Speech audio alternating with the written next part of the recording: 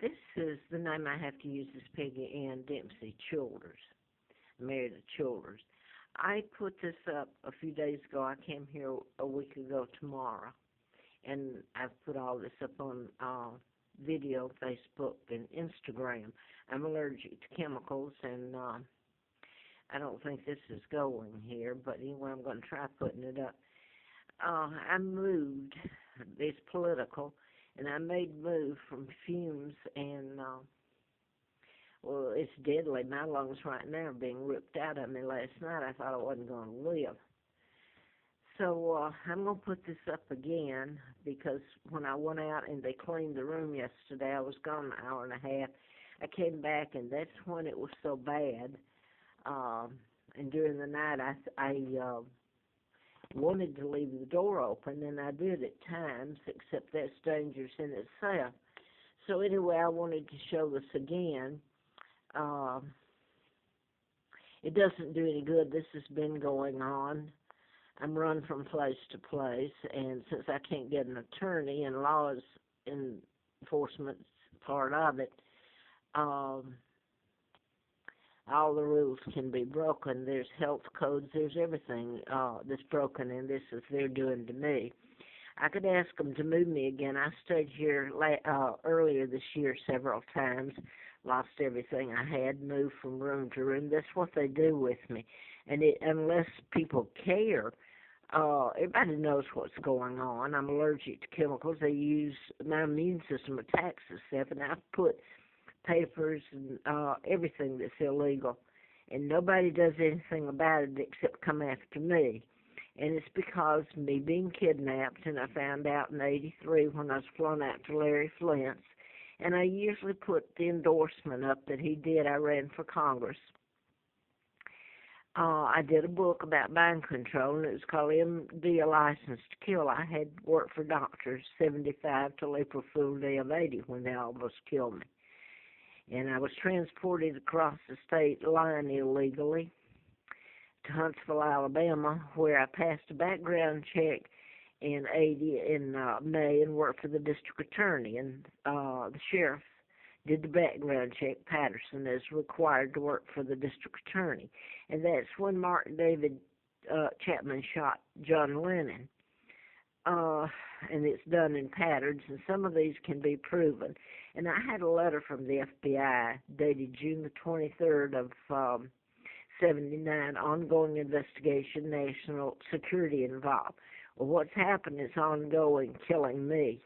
And you're getting people involved in it that just to save their jobs, and because it's not getting, they don't fear being prosecuted for it. They keep their jobs, or the kids are kept out of jail if the law has something on them. And it's a bloody nightmare. I mean, I won't have any lungs left. I've already got problems that I think are associated with my kidneys that affect the inflammations that's caused from inhaling the fumes. I'd have to not breathe. And if I don't move or do move, it doesn't matter. If I stay here, look what is happening. It happened. This is what it gets so bad I move. I can't. This is really getting to me just sitting here taking these pictures. My ears are screaming like weird. Well, when I say that, I'm not screaming. I have to watch what I say because they can do anything they want to, right? So I'll just say that my ears are closing down, and I get dizzy.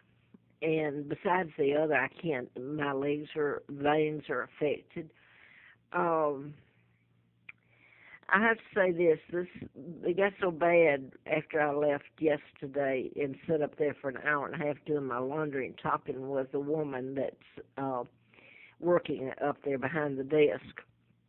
And the maid came in and cleaned, and I don't know what happened while I was gone.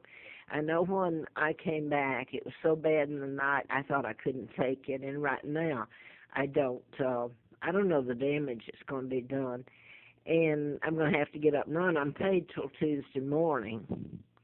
And I think the thing that's so sick is that people have allowed and participated in it. and I'm going to go back and quote Dr. Bill Heron. Called me in just before April Fool Day of '80, and he called me and said, people will help as long as they don't fear retribution. So in other words, in mine, they feel the law does something to either put their kids in jail or them for laws they've broken.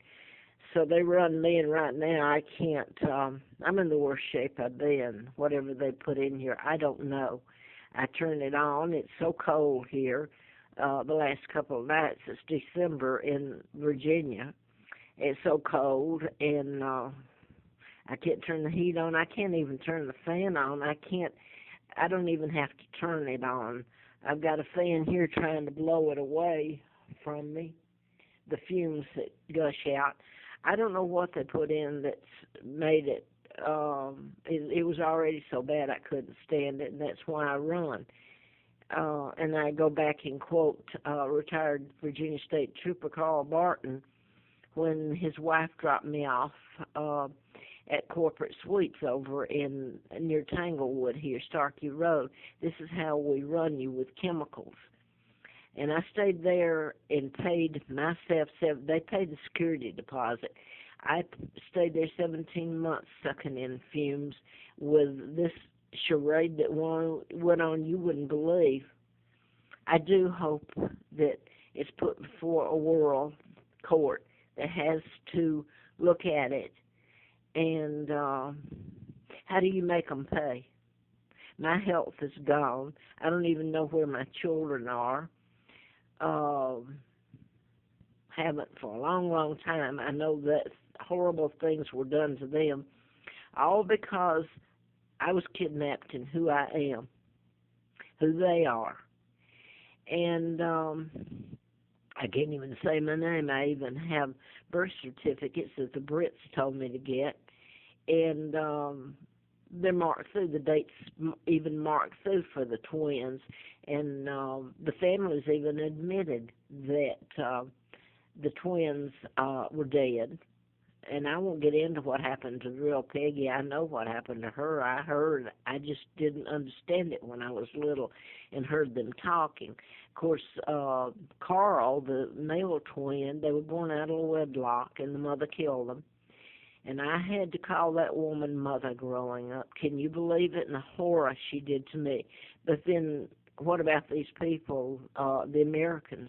You don't see the real them unless you get a chance, and I'm lucky to get behind closed doors and see what they're really like.